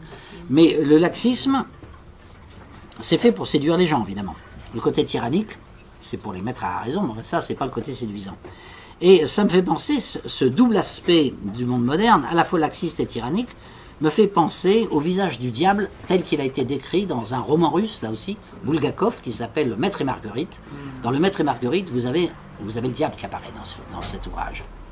Ça arrive souvent chez les romanciers russes d'ailleurs, qui sont très religieux. Et là, dans Bulgakov, dans Le Maître et Marguerite, le diable s'appelle Volant. De profession, il est consultant, ce qui me fait pas mal rire d'ailleurs, parce qu'effectivement, un consultant, il est responsable de rien. Et maintenant, depuis que je suis à la retraite, je suis consultant. Alors, je suis un peu inquiet, mais enfin, bon. Mais voilà, il est consultant. Et alors, il a une caractéristique, et Bulgakov insiste beaucoup là-dessus, il a un visage avec deux yeux. Un œil est vert et l'autre est noir. Pourquoi? Il a un œil vert, c'est pour séduire les hommes avec l'espérance. Le vert, c'est la couleur de l'espérance. Il va leur faire miroiter des espoirs extraordinaires. du genre vous serez tous des patrons, vous serez tous des don Juan, vous serez tous des dieux, vous serez tous des rois. C'est toutes les révolutions qui viennent de là, hein. C'est cette espérance évidemment. Donc ça c'est l'œil vert du diable. Et puis l'œil noir, c'est parce qu'il conduit les hommes vers la mort. Il leur fait espérer des choses pour les conduire ensuite vers la mort. Bon, le communisme vous fait espérer une société parfaite et il vous conduit vers les charniers de Pol Pot et de Staline. Donc c'est assez extraordinaire, je trouve, cette idée de Bulgakov. Et vous retrouvez ça, ces deux yeux du diable, dans le laxisme et la tyrannie. Alors ça, c'est la première partie, j'en ai beaucoup parlé, je vais être plus court sur les autres parties. La deuxième partie de mon livre, c'est une réflexion sur les trois cerveaux. Je pense que c'est très important, la réflexion sur les trois cerveaux. Moi, personnellement, je mettrais ça au lycée, pour que les enfants puissent apprendre ce que c'est. Bon, je vous ai dit qu'on avait dans notre cerveau trois parties. Mais ça n'est qu'une découverte tardive de la médecine, qui ne fait que recouper des intuitions philosophiques qui existaient bien avant. Parce que les trois parties de l'âme, ça se trouve dans Platon, où il dit que l'âme humaine est composée de trois parties, le nous qui est la raison, le thumos qui est l'affect, si je puis dire, enfin les sentiments, et puis l'épitumia qui est la partie désirante de l'homme et qui l'assimile d'ailleurs à un reptile, effectivement c'est les instincts, quoi. Et alors, Platon était un des premiers à dire ça, et puis ensuite ça a été repris largement par les pères de l'Église. Si vous lisez beaucoup de pères de l'Église, notamment les pères de l'Église grecque d'ailleurs, mais enfin pas exclusivement, vous retrouvez cette théorie des trois parties de l'âme. Avec l'idée d'ailleurs qu'il faut discipliner les trois parties, qu'il y a des péchés qui correspondent à la raison, des péchés correspondant aux sentiments et des péchés qui correspondent aussi à la partie instinctive, avec l'appel à la nécessité de discipliner la partie instinctive, et puis de tourner la partie affective vers l'amour et pas vers la haine. Parce que le problème de la partie affective, c'est ça. Est-ce qu'elle est tournée vers l'amour ou vers la haine? Si elle est tournée vers la haine, elle s'éloigne de Dieu. Si elle s'est tournée vers l'amour, elle se rapproche de Dieu, puisque Dieu est amour. Bon. Et puis, quant à la raison, eh bien, la raison aussi, elle doit subir, disons, une certaine discipline pour ne pas imaginer n'importe quoi et détruire les autres parties de l'âme. Donc, cette théorie des trois parties de l'âme que vous retrouvez chez les pères de l'Église, beaucoup chez les orthodoxes notamment, mais enfin aussi dans l'Église catholique, aujourd'hui, elle est, je dirais, confortée par les théoriciens, enfin, pas les théoriciens, les médecins, disons, qui ont étudié le cerveau. Et le plus grand, c'est un Américain qui s'appelle MacLean. Il y a un livre qui s'appelle en France, d'ailleurs, les trois cerveaux de MacLean, où il explique donc qu'on a trois cerveaux. Et alors là, on peut voir plusieurs types de sociétés, selon la manière dont ces cerveaux vont s'articuler entre eux. C'est-à-dire que la civilisation, c'est l'alliance du cerveau affectif et du cerveau intellectuel pour discipliner les instincts. Le troisième cerveau, donc. Et alors, le cerveau affectif, on peut l'appeler aussi le cœur. Enfin, dans les écrits des pères de l'Église, c'est ce qu'on appelle le cœur. Faire rentrer la raison dans le cœur pour discipliner les instincts. La raison et le cœur, s'ils sont associés, effectivement, c'est le développement des civilisations. Mais vous avez d'autres combinaisons possibles. Une combinaison peut être d'associer les instincts et le cerveau affectif, qui devient haineux à ce moment-là, pour laisser tomber toute la partie rationnelle, et à ce moment-là, vous avez la sauvagerie. Vous avez des sauvages, des gens qui sont des brutes, etc., qui se tuent entre eux, etc. Ils n'ont plus aucune... La raison a disparu, et c'est l'association des instincts et d'un cerveau affectif mal orienté, si je puis dire. Puis vous avez une troisième combinaison, et qui est peut-être probablement plus diabolique que la sauvagerie, moi, ce que j'appelle la barbarie. Alors la barbarie, c'est l'association de la raison et des instincts contre le cœur. Et ça, c'est le monde moderne. C'est exactement le monde moderne. Le monde moderne passe son temps à dire quoi? À dire qu'il faut libérer vos instincts. C'est Freud, hein, libérez vos instincts, etc. Ils sont toujours brimés par la société bourgeoise, la morale, etc. Libérons-nous de tout ça. Et celui qui a été le plus loin, qui même a fini par faire peur à ses copains révolutionnaires, ils l'ont flanqué en tôle. Bon. Parce que ça conduisait à des crimes, évidemment. Les instincts, c'est les instincts du crocodile, hein, si vous voulez. C'est donc, ça peut conduire très facilement au meurtre, effectivement, à partir du moment où il n'y a plus aucun contrôle. Donc on dit qu'il faut libérer les instincts. Et puis le deuxième grande catégorie grande leçon du monde moderne, c'est de dire la raison, c'est ce qui fait de vous un dieu. Donc vous n'avez pas besoin de Dieu, évidemment. Et la raison, rien ne vaut la raison. D'ailleurs, vous avez ça dans l'hymne de l'Internationale, la raison tonne en son cratère, la éruption de la face, il y a les paroles de l'Internationale. Il n'y a rien au-dessus de la raison. Bah si, il y a des choses au-dessus de la raison, et notamment les traditions. Bon. Mais ça, c'est ce qu'on ne veut pas admettre, évidemment, dans le monde moderne. Et comme les traditions, elles s'appuient sur le cœur, en fait, hein, que ce soit la famille, elle s'appuie sur le cœur d'abord, pas sur le coefficient intellectuel, je veux dire. On peut avoir une famille aimante et qui élève bien ses enfants, et qui soit d'un niveau intellectuel moyen, c'est parfaitement possible. Mais par contre, on peut avoir une famille où le niveau intellectuel du père et de la mère sont extraordinaires, hein, genre Einstein, mais qui n'ont pas de cœur du tout. Et ça fera une famille qui éclatera, qui probablement d'ailleurs divorcera d'ailleurs. Enfin bon. Donc on voit bien l'importance du cœur. Or, dans la civilisation occidentale moderne actuelle, le cœur, il est complètement marginalisé, considéré comme bourgeois, réactionnaire, voire fasciste. Bon, et on ne défend que les deux autres parties du cerveau, c'est-à-dire la raison et les instincts. Alors ça, c'est vraiment quand même... ce sont, oui, je disais, il y a 7 erreurs dans le monde moderne, si je puis dire, comme dans le jeu des 7 erreurs. C'est d'abord de croire que l'homme est bon par nature. Parce que l'homme, il est pécheur par nature. Il est bon, mais il est aussi méchant. Et on le sait bien, il suffit de voir l'histoire des hommes pour voir qu'il est les deux. Et comme le disait très bien Hayek, il dit ce qui a rendu les hommes peut-être un petit peu meilleurs au cours des siècles avec la civilisation, un petit peu meilleurs. Bon, pas évident d'ailleurs. C'est pas la raison individuelle. La raison individuelle ne rend pas meilleur. Hein. On peut être tout à fait intelligent et être un criminel. Ça, c'est deux choses. C'est pas du tout impossible. Il dit c'est là où Victor Hugo se trompait. Victor Hugo disait ouvrez une école et on fermera des prisons. C'est pas vrai. Al Capone, il a été à l'école, hein, probablement. Je pense que c'est Staline aussi. Bon. Donc, ça n'a rien à voir. Alors, donc, l'homme bon. Le mythe de l'homme bon qui est développé par Jean-Jacques Rousseau et qu'on retrouve tout le temps, plus ou moins, dans la psychologie, notamment de gouvernance socialiste actuelle. C'est pas vrai. L'homme n'est pas bon par nature.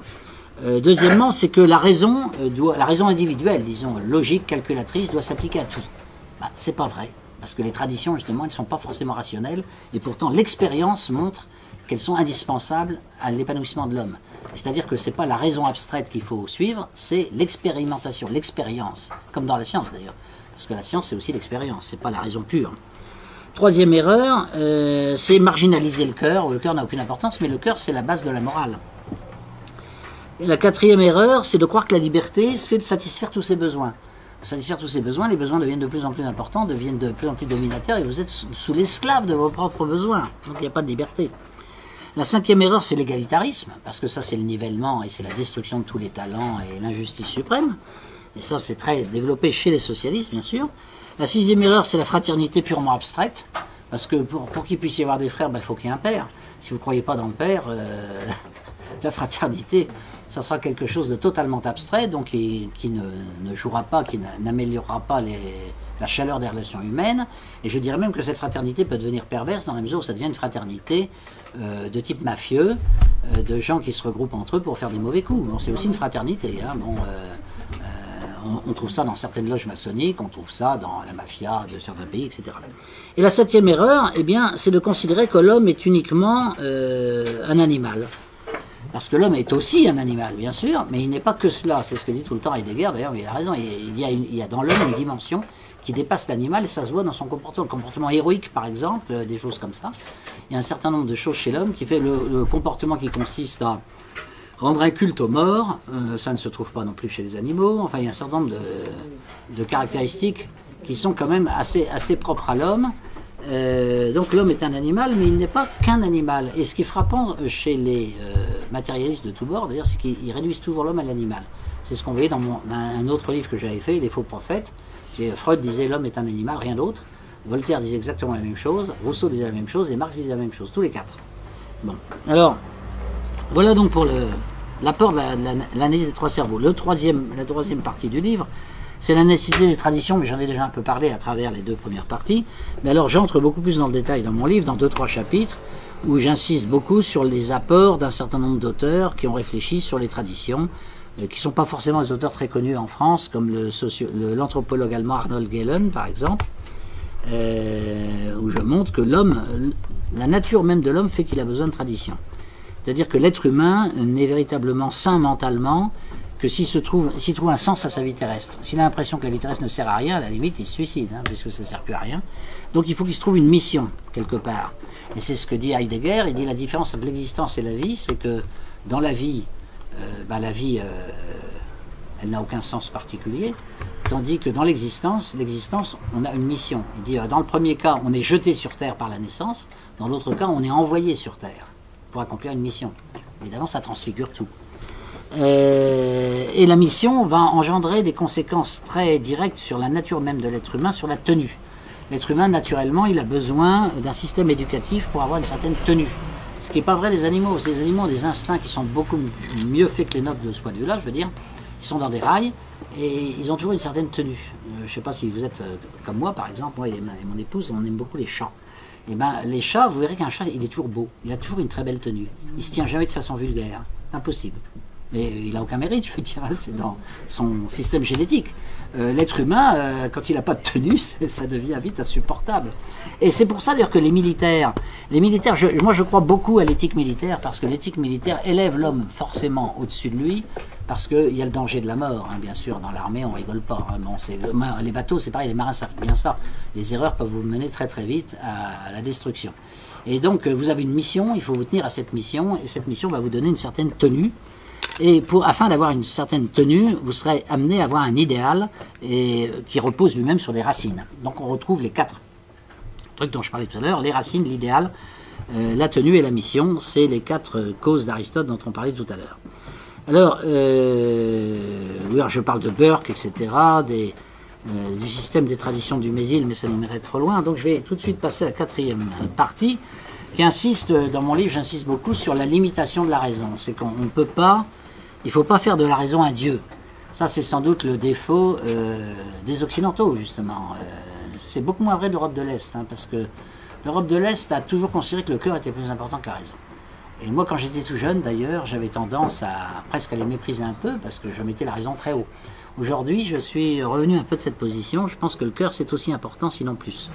Et d'ailleurs, c'est ce que dit l'Évangile. Hein. Pour l'Évangile, le cœur est plus important que la seule raison. Il y a un livre que j'ai trouvé extraordinaire, qui a un avantage d'ailleurs, c'est qu'il est à la fois catholique et orthodoxe, puisque ce livre a été écrit avant le schisme. C'est un livre de Jean Climac, qui s'appelle L'Échelle Sainte, qui explique comment discipliner les 3 parties de l'âme. Il reprend la théorie des 3 parties de l'âme, qui en fait vient de Platon au départ, hein. Et il explique qu'il faut discipliner ses instincts, il faut discipliner son cœur aussi, pour le tourner vers Dieu, et les autres. Et il faut discipliner aussi la raison pour qu'elle ne délire pas, si je puis dire. Vous remarquerez d'ailleurs qu'il y a une chose qui est assez frappante, c'est que les fous et les imbéciles ont un point commun, c'est qu'ils raisonnent tout le temps. Vous verrez quelqu'un, par exemple, qui le malheureux n'a pas la chance d'avoir un minimum d'intelligence, il est vraiment très très bête, vous verrez qu'il passe son temps à raisonner. Il fait des raisonnements qui n'ont ni queue ni tête, évidemment, des raisonnements qui ne reposent pas sur le bon sens. Ils n'ont pas de bon sens, en fait, c'est ça. Hein, et dans la folie, on retrouve des phénomènes de ce genre. Vous avez des manuels qui expliquent le comportement des fous, qui expliquent qu'il y a un fou qui dit tiens, une fourmi contient, je sais pas quoi, 1 gramme de viande. En multipliant le nombre de fourmis, on va avoir des tonnes et des tonnes de viande, et avec ça, on pourrait nourrir l'humanité, quoi. Donc il faut, voilà, ça, c'est des raisonnements de fous, évidemment, mais c'est un raisonnement. On ne peut pas dire que c'est pas un raisonnement. Il raisonne sans arrêt, mais il raisonne de façon folle. Donc la raison peut être folle. Et la science, ce qu'il y a de certain, c'est que la science ne nous sauvera pas. Comme je vous disais, Heidegger disait « Seul un Dieu peut nous sauver », et il complète, paradoxalement, il complète un peu Nietzsche, parce que Nietzsche était assez sceptique sur la science de ce point de vue-là, et il a écrit une phrase vraiment prophétique, parce que c'était au XIXe siècle, et il a dit « Vous savez, un siècle de barbarie commence. » Il parle du futur XXe siècle qui va démarrer. Hein. Alors ça a été le cas, parce que le XXe siècle, entre Staline, Hitler, les guerres mondiales, j'en passe, un siècle de barbarie commence et la science se mettra à son service. C'est exactement ce qui s'est passé. Le grand astrophysicien von Braun était au service d'Hitler, bon, et puis les atomistes ont été au service de la bombe atomique, etc. Bien sûr, la science est au service du bien comme du mal, hein, puisqu'elle ne fixe pas les buts de la morale, la science. Et donc la science se mettra à son service, et donc on ne peut pas se sauver par la seule science. Bien sûr que la science est utile, il ne s'agit pas de dire le contraire, mais il faut autre chose que la science, et autre chose que la science, ce sont des traditions morales. Et c'est là où j'aime bien citer cet auteur, parce qu'en plus il est très honnête, je pense, parce qu'il est agnostique, lui il ne croit pas en Dieu, mais il dit simplement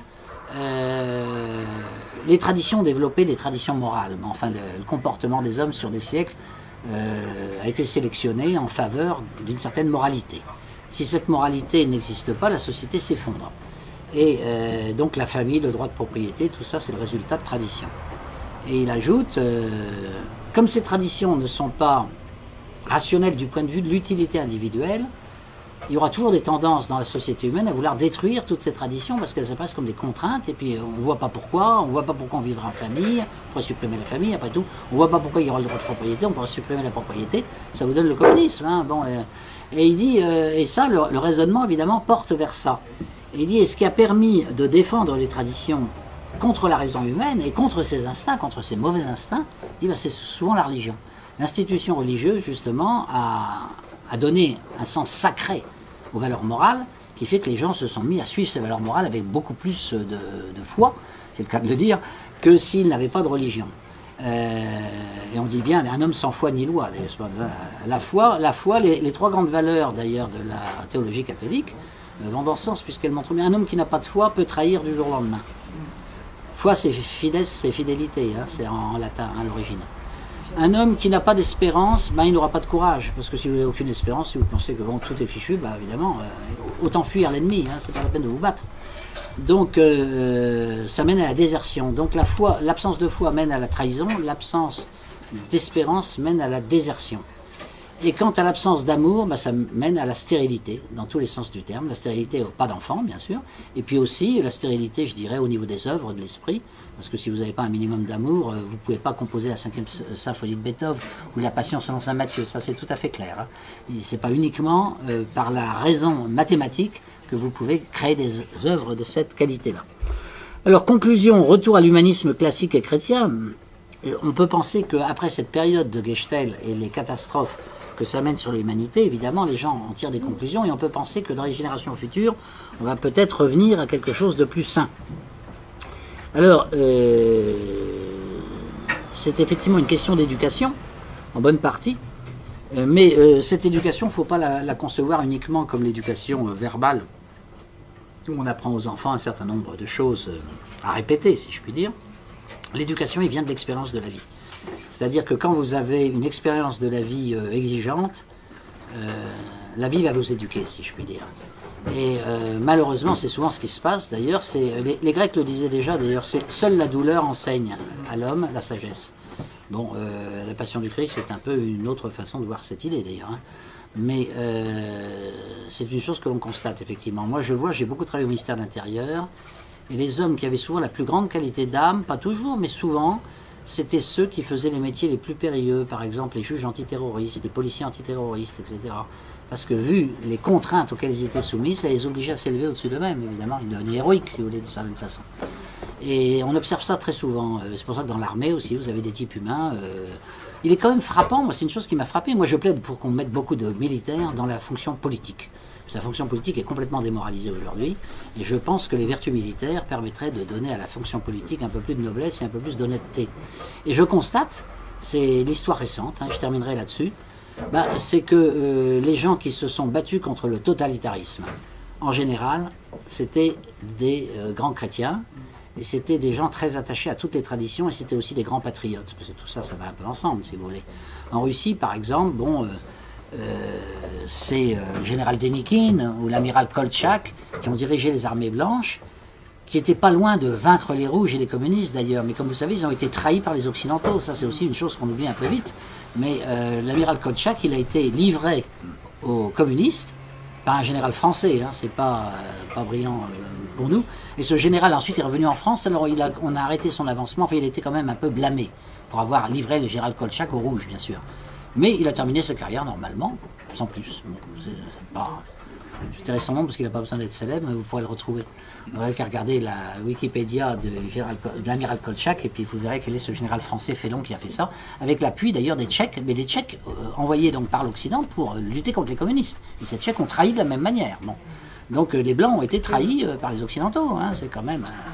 D'ailleurs, Lénine, tout le monde sait qu'il a réussi à pénétrer en Russie grâce à l'appui du gouvernement allemand de l'époque, qui pensait faire un très bon coup, en se disant Lénine, c'est un poison violent, il va tuer le tsar, et d'ailleurs ça a été le cas, il va tuer l'armée russe, et pour l'Allemagne, ce serait évidemment un gain politique gigantesque. Sur le moment, ça a été vrai. Il y avait près de Brest-Litov, les Russes se sont retirés de la guerre, et les Allemands, ils ont gagné sur le front Est, mais ils n'ont pas gagné sur le front Ouest. Bon, mais ils ont gagné notamment en flanquant Lénine en Russie.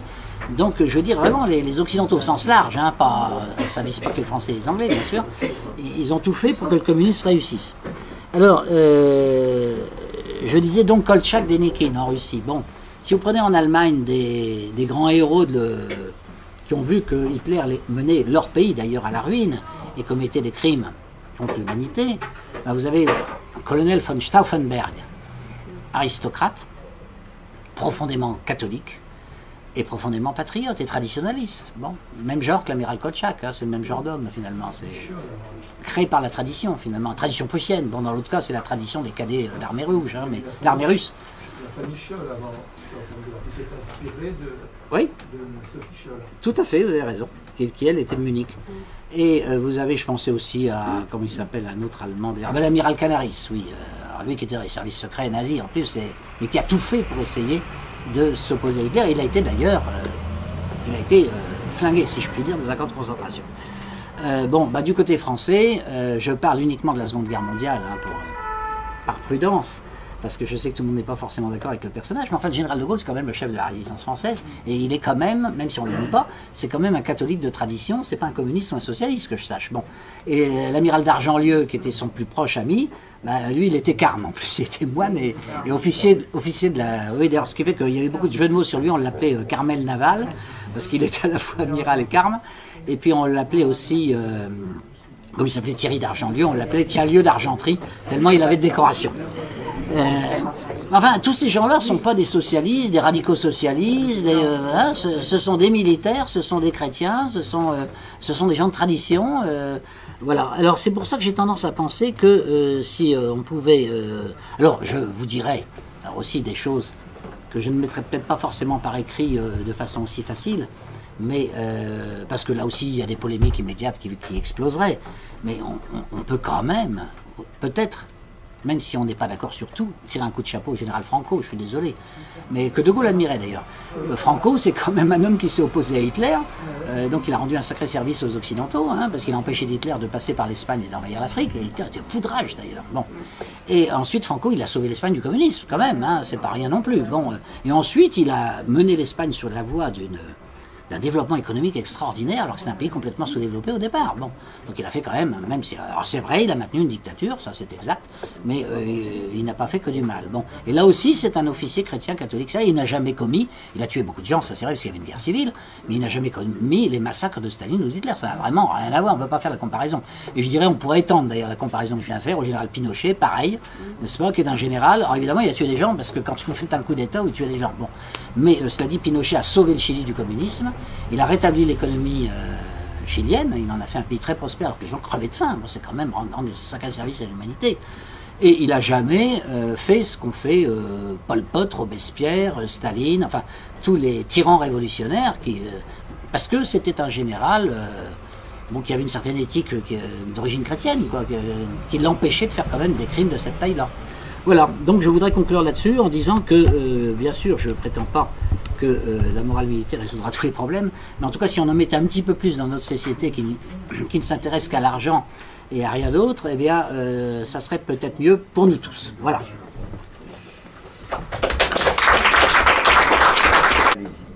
Oui, une autre idée qui n'est pas dans mon livre cette fois-ci, mais que j'aurais bien mis dans le livre s'il fallait le réécrire. J'aurais consacré peut-être un passage à Shakespeare, qui est quand même, c'est pas n'importe qui, parce qu'il y a dans Shakespeare, et notamment dans Le Marchand de Venise, il y a un passage extraordinaire, où il y a un riche marchand qui cherche le gendre idéal. Et alors, il fait poser dans son grand salon 3 petits coffrets. Et il demande au prétendant de sa fille de choisir un de ces coffrets. Alors, le premier qui s'avance, qui est un Maure en l'occurrence d'ailleurs, je ne sais pas pourquoi, mais enfin bon, ça se passe à Venise, faut dire, donc c'est un peu logique. Et le premier qui s'avance, alors il voit les 3 coffrets, il y a un coffret en or, un coffret en argent, un coffret en plomb. Alors le coffret en or l'attire évidemment, parce que c'est le plus beau. Et puis il y a marqué devant le coffret, me choisira celui qui cherche ce que tout le monde désire. Il dit ce que tout le monde désire, mais c'est la belle Portia, c'est la jeune fille en question. Tout le monde la désire. Donc effectivement, c'est mon cas. Il ouvre le coffret, et la réponse c'est: vous êtes une vulgarité insoutenable, vous avez les idées de la masse, vous voulez ce que tout le monde désire, vous êtes un pauvre type, sortez immédiatement de ma maison, je ne veux plus vous voir. Bon, alors il est complètement dépité. Ensuite, il y a le deuxième prétendant qui, lui, arrive devant le petit coffret en argent. Alors, le coffret en or, bon, il y a c'est tout qu'il y a un problème. Et là, il y a marqué devant le coffret en argent: celui qui me choisit aura ce qu'il mérite. Il se dit, mais c'est tout à fait moi. Moi, j'ai plein de mérites. Moi j'ai des diplômes, moi je suis un type formidable, j'ai réussi dans la vie. Donc j'aurai ce que je mérite, c'est-à-dire la belle Portia, justement. Alors il ouvre le coffret et là qu'est-ce qu'il voit? Il y a son reflet dans un miroir, mais un miroir déformant où on voit un niais, quelqu'un qui est complètement niais. Et il y a marqué à côté, vous ne croyez qu'en vous-même, vous êtes d'une niaiserie insupportable, vous pensez à vos mérites, à vous, il n'y a que vous qui comptez, moi je. Mais pour ma fille, je veux pas un type pareil, enfin c'est épouvantable, il n'aura jamais aucun amour pour elle puisqu'il s'aime tellement lui-même. Éliminé. Donc celui qui ne croit qu'au mérite est aussi éliminé. Bon. C'est un peu la société moderne, hein, parce que bon. Et puis alors le troisième justement, c'est le coffret de plomb. Alors là c'est un beau chevalier évidemment, forcément pour les gens qui arrivent. Il voit le coffret de plomb, il choisit tout de suite le coffret de plomb parce qu'il y a marqué devant, celui qui me choisit doit oser et risquer, doit donner et risquer tout ce qu'il a. Et là, il ouvre le coffret et il y a le portrait de la jeune fille à marier. Parce que là, c'est le vrai genre, parce que c'est quelqu'un qui est capable d'oser, de risquer, de donner tout ce qu'il a. Il a donc une âme, une belle âme, et je veux ce type pour gendre, dit le marchand vénitien. Ben, c'est un peu ça, si vous voulez, le Gestell, c'est les deux premiers coffrets, quoi. Je dirais le premier coffret, ben, c'est le coffret de la vulgarité absolue. Le deuxième coffret, c'est celui de l'oligarchie, finalement. Elle a des mérites, l'oligarchie, bon, mais elle ne croit qu'en elle-même, c'est tout. Et puis le troisième, ben, c'est les vertus héroïques, finalement, qui peuvent être religieuses, qui peuvent être militaires, qui peuvent être autres, d'ailleurs, hein, mais c'est quand même ce qu'il y a de mieux. Voilà.